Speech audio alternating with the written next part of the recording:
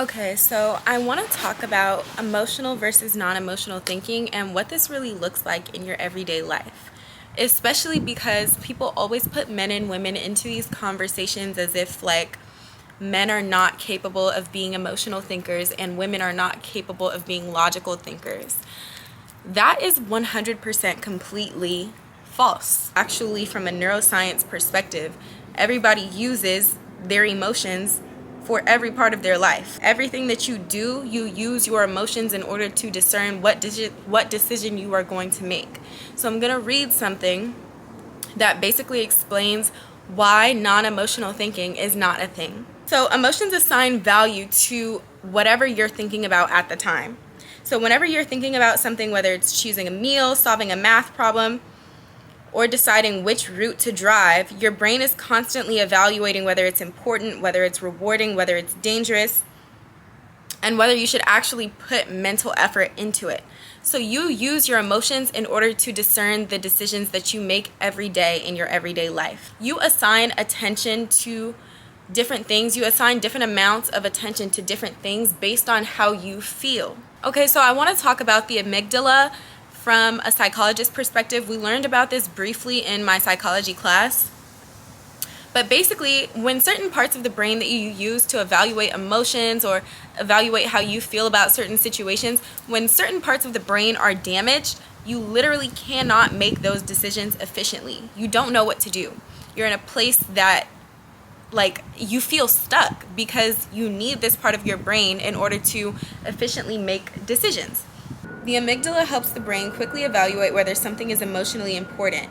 Its major functions include emotion processing, fear and threat detection, emotional learning, social signal interpretation, and assigning emotional value to memories. It does not work alone. Its activity is constantly shaped by communication with the prefrontal cortex, which also contributes to reasoning, planning, and emotional regulation.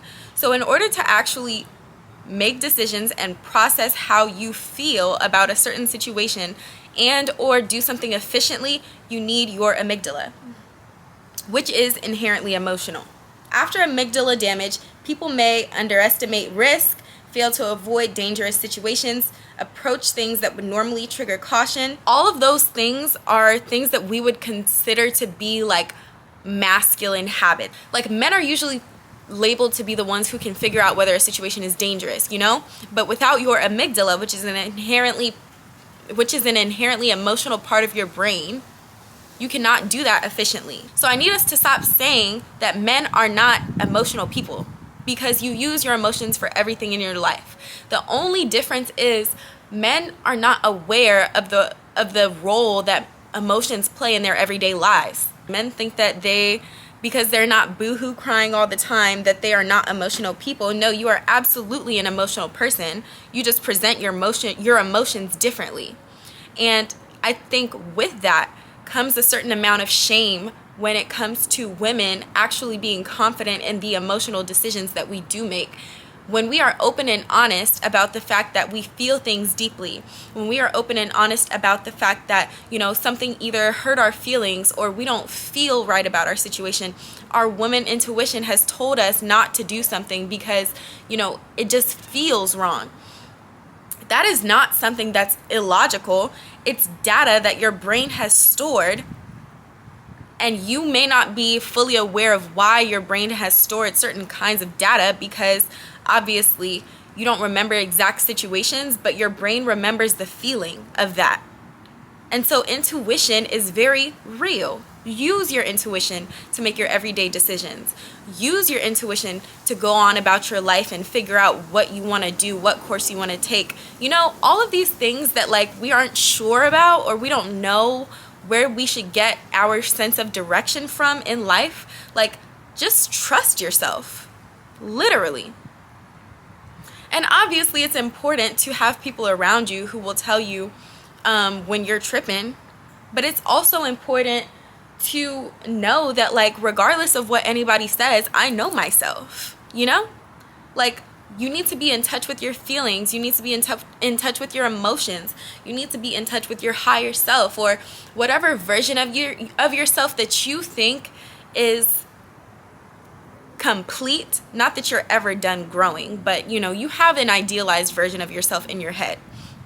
Whatever version of yourself that you think you would be most proud of, what would that person be doing? Use your intuition to figure out where you should be going, what you should be doing, like the kinds of people that you should surround yourself with. There is never a time where you should feel so uncomfortable that you feel like you're not staying true to yourself. And I'm saying that not because I want people to only think about things from their perspective. You should know how to discern whether somebody's opinion is worth taking into consideration, especially in a time where we are being told like literally all of these insane things on apps where you cannot control what you see next. You can't control what you're consuming. And so when you're in that position and you're just constantly consuming,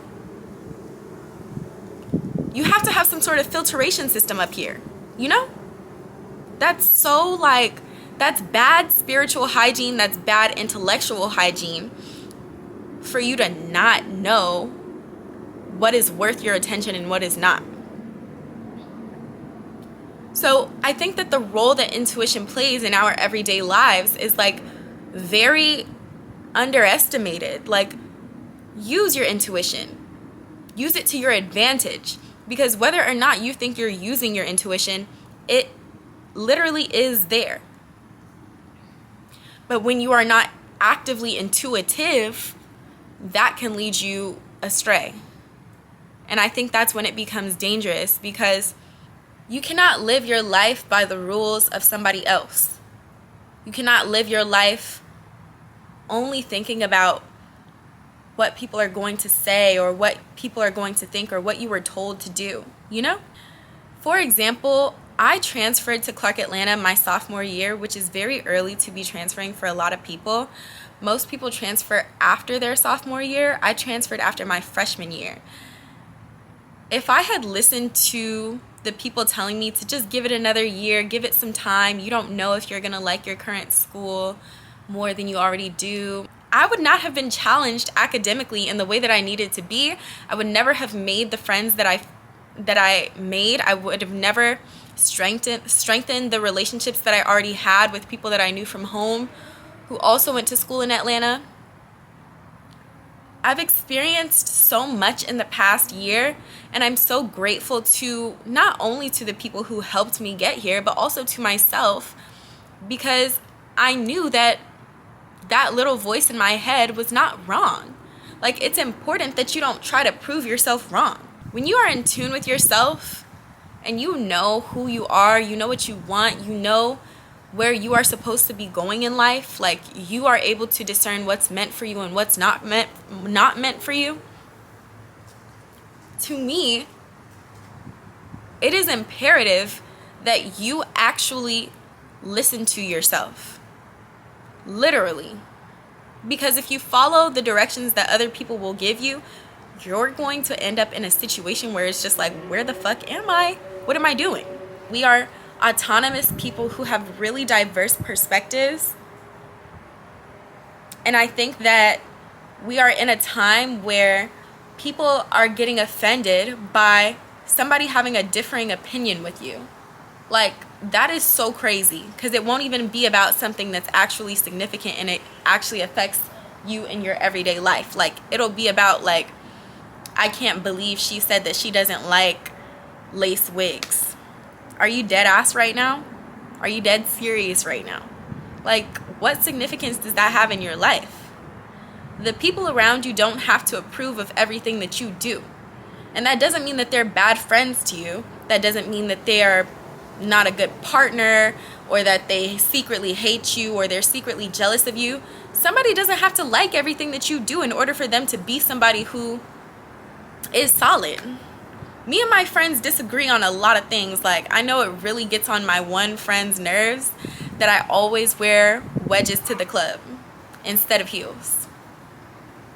But I don't care. I want to be comfortable. It's something like that that's insignificant to me and that's insignificant to her. But I don't care. She's not the one wearing the wedges, It's just like, why do you care so much about another person's opinion to where you think that if they don't necessarily like something that you're doing, you now have to cut them off because, oh my God, she doesn't like that I wear wedges at the club. Like, who cares? It's literally not that serious. It's not. Like, you have to understand what deserves your attention. Not only your attention, but your breath. Like, why are you wasting your breath trying to convince somebody of something so insignificant? Decide for yourself what that is. But 9 times out of 10, you guys are arguing about the dumbest things. Like, literally just let it go. It don't be that serious. I think that we have learned to validate one another's emotions so much to the point where we think that just because you feel a certain kind of way, that prompts your explosive behavior. Absolutely not. And that's when I will say people get too emotional. It's not necessarily the emotion that's the issue.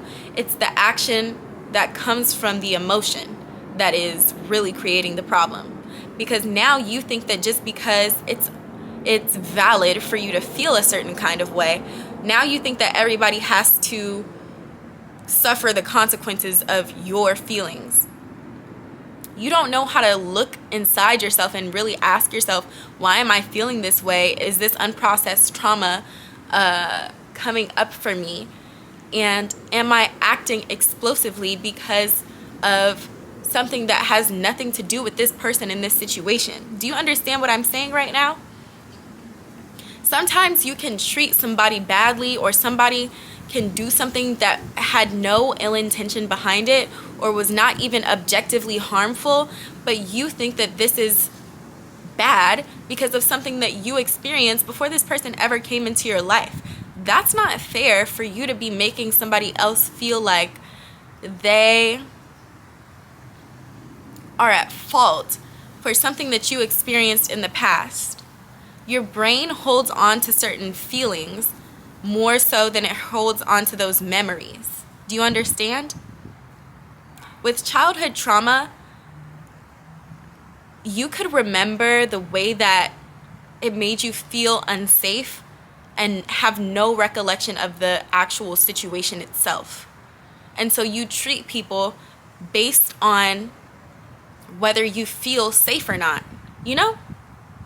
And so that's why I think it's really important to be in tune with your emotions, because you can have stronger relationships when you actually know when something is you and when something is another person. Like, it's okay for you to communicate that something that somebody else did made you uncomfortable, but also be able to communicate why it made you uncomfortable. And especially if this person did nothing wrong in this situation. Like, I think sometimes it's important to have conversations about those things. Like, I remember I was about 16 years old, and my older brother, he's extended family. He and I were in Jamaica with my family. And he would always tell me that he loved me. Like, he was a very openly affectionate person, and I'm saying that obviously in the context of family before y'all start acting weird. But I remember one time we were sitting on the couch, like in the lobby of the hotel that we were staying at, and he was saying that he really loves me, and he'll always be there for me and my family, and blah blah blah. And I just started breaking down crying. And I was like, I really hope that you don't take it personally that I don't ever say I love you back, or that I always get a little quiet after you say things like this, because I really think that, like, my father's absence has made it really hard for me to tell men that I love them. And it was a really intimate moment. Like, it really helped me see myself. And I didn't know that that was something that I was dealing with at the time until he had opened up and really told me that he truly did care about us. And this was not, like, we did not, like, we really mattered to him, So I think that that's a perfect example of like being able to communicate that sometimes the things that you experience with other people and the ways that you interact with other people have nothing to do with them, because you are a collection of all of the things that you have ever been through. And so when you block your emotions out, you force yourself to be oblivious to the way that you interact with the world and why you interact with the world the way that you do. So I hope that that actually offers some insight when we actually like are talking about the discussion between whether emotions are worth implementing in your everyday life. They absolutely 100% are. Do not shut out your emotions. And I know that people try to shame women for doing this, and people try to act like men don't do this. And so that's why I tried to make it a gendered discussion at first, because there are gendered conversations attached to it, you know? I think that my like posting schedule depends on whether I actually have something that I'm inspired to post. So hopefully I will be inspired soon again. And yeah, I talked for a long time this time. So yeah, you guys got a good one out of me this time. Okay, bye.